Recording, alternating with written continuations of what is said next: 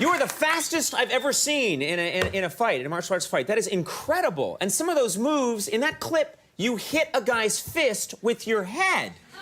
I've never seen that before. Because I played a character, he's called Danny. Right. He's like a dog. He's like in the beginning. Right. He's beginning. like a dog. He's like a mad dog who just knows how to fight. Yeah. He only knows how to hurt people. But right. Later on, through Morgan Freeman's character, through the music, right.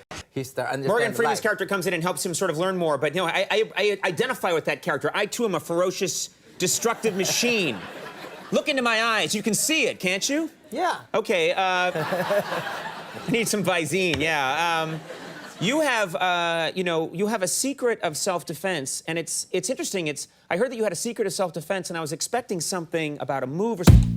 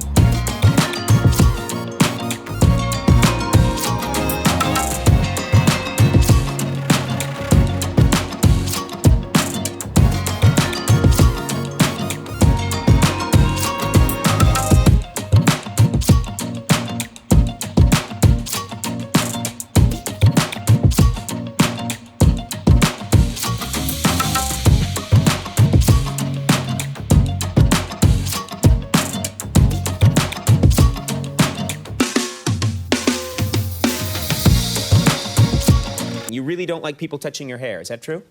No.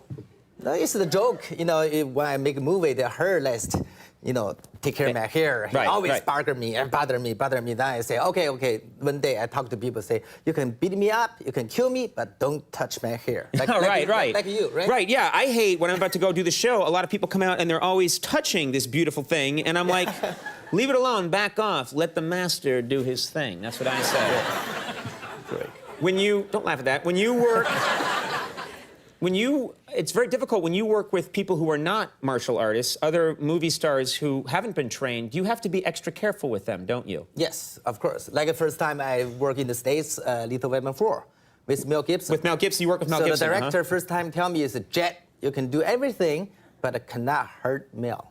Don't hurt Mel. Yeah, but the first day I work with Mel, I'm very exciting, work with a huge star. And I move very quick. Right. After move, Mel said, wait a minute. How many hits? How many movements? Right. I said 7. He said, why I only saw 2? Right, I only saw 2. Because look at how fast I can do that too. So, look how fast I am. Yeah, you see that? Because you were drunk. Well, I am drunk. You can smell it. Before the show.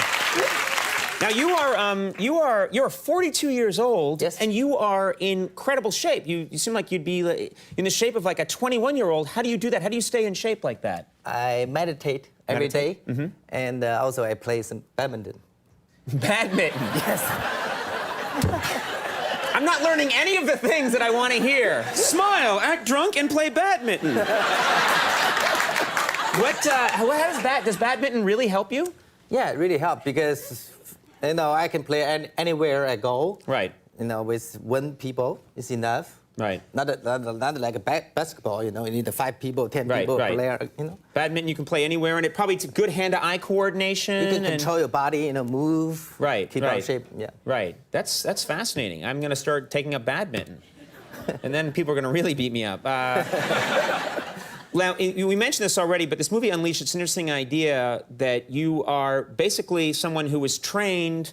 In the movie, your character was never really taught to speak or communicate or have emotions. Your character was just trained to be an attack dog and fight. Yes. And then you end up meeting Morgan Freeman, and he tries to help you. But through a good part of the movie, you have to be someone who, for all intents and purposes, is a vicious animal. How did you train for that as an actor? How did you prepare? I played more than 30 movies. I always played tough guy. Right. This first time I play, mentally only 10 years old. Right. The first thing I need to work with acting coach, forget who Jet Li is. Right. Then I just forget Jet Li completely and become this other person. Learning this Danny's world. Right. But I stay in this world for 7 months.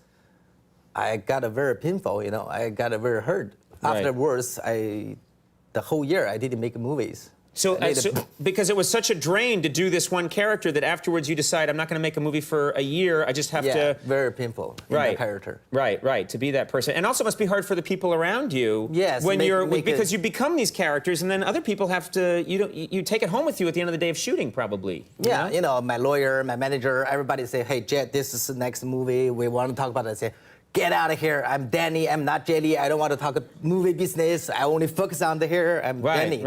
Right. Yeah. Well, they live in Hollywood. They're in the industry. I'm sure they know what an attack dog is like, so they'll be fine.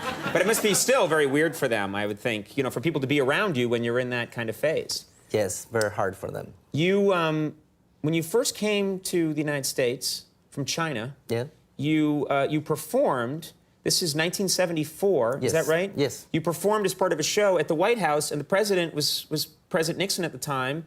And during that period of time, there were very hostile, cold relationships between the United States and China. When you came to this country, and you stayed in a hotel room, they bugged your room. Is that true? Yeah, that's what I heard when I was in China. Right. Because at that time, two countries not very close. They don't understand each other.